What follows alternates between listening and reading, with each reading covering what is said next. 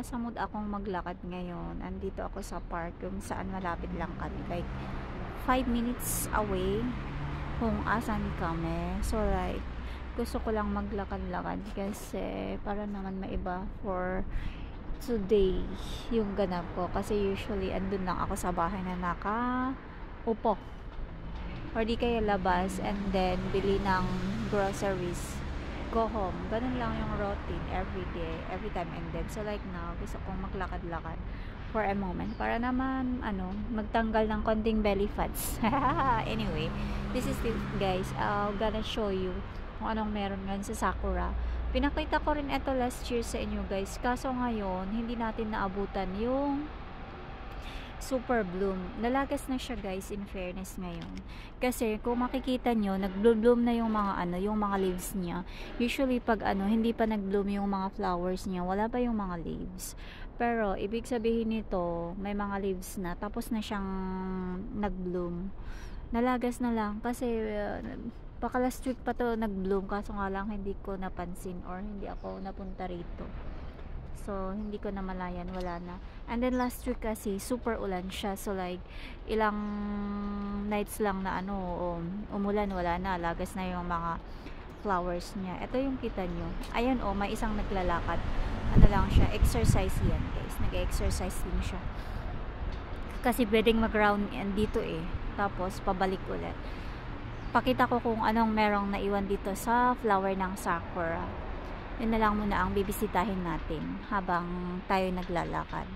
Para naman may silbi yung paglalakad natin. Anyway, thank you. And welcome to Witching Lives video.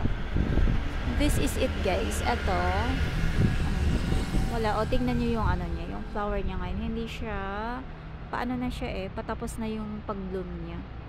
Hindi kagaya nung last year. Kung gusto nyo makita yung last year, may video ako guys dyan. Check it out. O diba? Anyway, ayun. Maganda pa yung sinag ng araw ngayon. Hindi siya masyadong mainit. Like 9 o'clock in the morning. Maganda pa ang sinag ng araw, I should say. Ayun siya.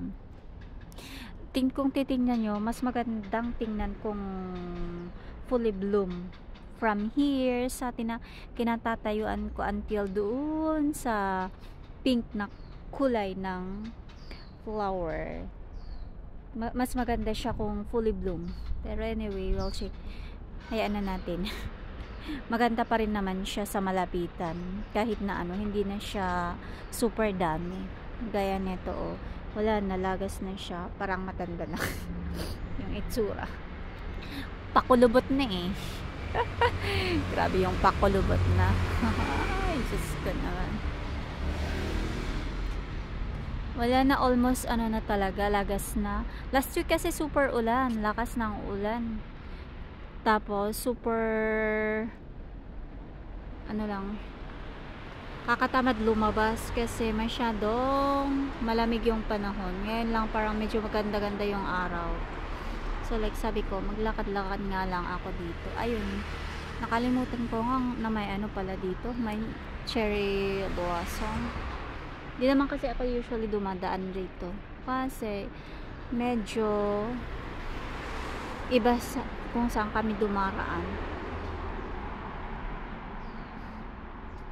O diba, sa baba niya is mga parking area ng mga sasakyan ng mga private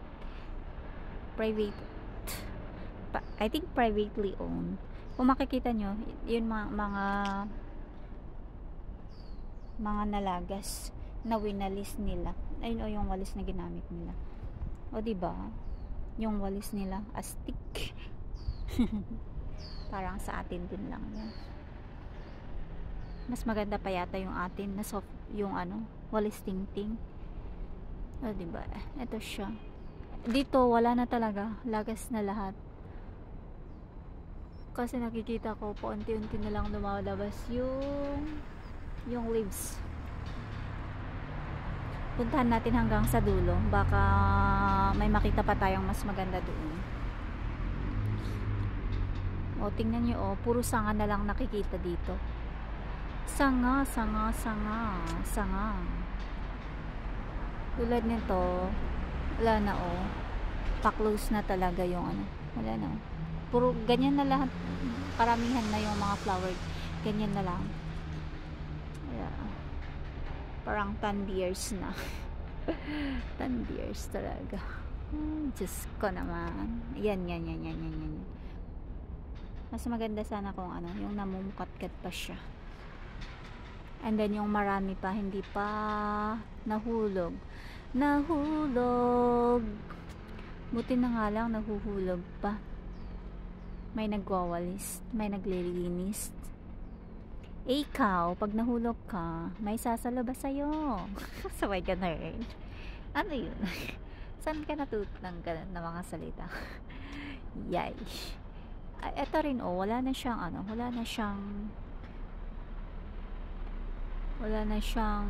bulaklak na almost nahulog na yung ano, like 5% na lang yata yung naiwan dito sa bulaklak niya dito. Buti pa etong isa na to, like almost siguro 80% pa or 70%, sabihin na natin 70% yung naiwan pa. Ganda pa rin naman tingnan siya, pero ano, pa-close na siya hindi na yung open. Zoom natin ng konti para ano, matingnan. Ganyan lang siya. Paano ba? Ganyan. Wala na. May mga leaves na oh. Yun yung mga leaves na mga ganyan. Yan na, nawawala na. Siya na yung papalit dito sa ano, sa flower. Sa blossom na to. Siya na yung papalit. Yung leaves niya. Ganun. Dadaan ako minsan dito pag ano, nag-bloom na yung mga, totally bloom na yung mga leaves nila. Maganda rin naman tingnan pag ano, puro green green na yung kulay. O diba? Nabubulol na ako sa mga pinagsasabi ko. Basta green, maganda rin siyang tingnan, yung mga green na kulay pag nawala na din yung mga ano, flowers niya. Puntahan natin sa kabila, parang may ano pa doon, parang may naiwan pa sa kabila. Kasi eto park padulo siya. Medyo malawak din siya. Kailangan mo lang i-round, pero tamad akong punta sa kabila. Hanggang dito lang tayo sa may ano, sa may sakura. O diba? Sabi ko sa inyo, wala na oh. Maganda pa rin naman siya, in fair. Pero ano, wala, paubos na rin. Yun yung trunk, pataas at pababa, pataas. Hilahin nga natin. Hilahin. Ayun siya oh. O diba? Wala na talaga. O yan. At hanggang dito na lang yung videos natin for today, guys. Thank you. Please do like, share, and subscribe, guys. Thank you so much for watching. God bless everyone, and I love you all, already friends. Babush!